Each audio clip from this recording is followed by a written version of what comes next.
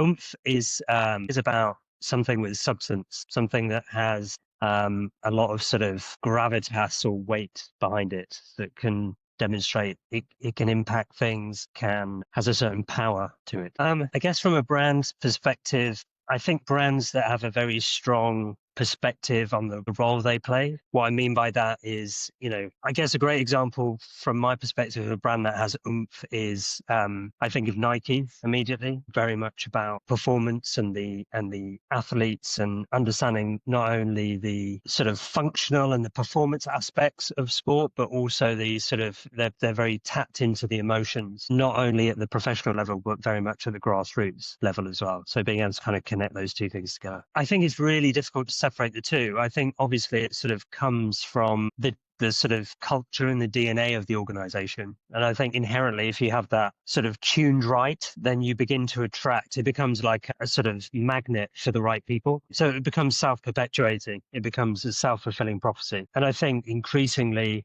it's certainly from my perspective, it's very much, we're sort of in a period, we're beyond a brand only being able to rely on what it says it does and actually having to demonstrate that it is doing those things. And it's through the people and it's through the sort of behaviors and it's through what they're delivering and how they deliver it, which is inherently how we experience the brand that is super. So, we're all savvy consumers of these things. So if you say one thing and you do something else, then that doesn't say oomph to me. And I guess what's become really interesting is the idea that brands are now turning that experience inwards on themselves. So actually, we know and have worked with sort of client brands that where their employee onboarding experience is awful. It's almost the biggest disappointment.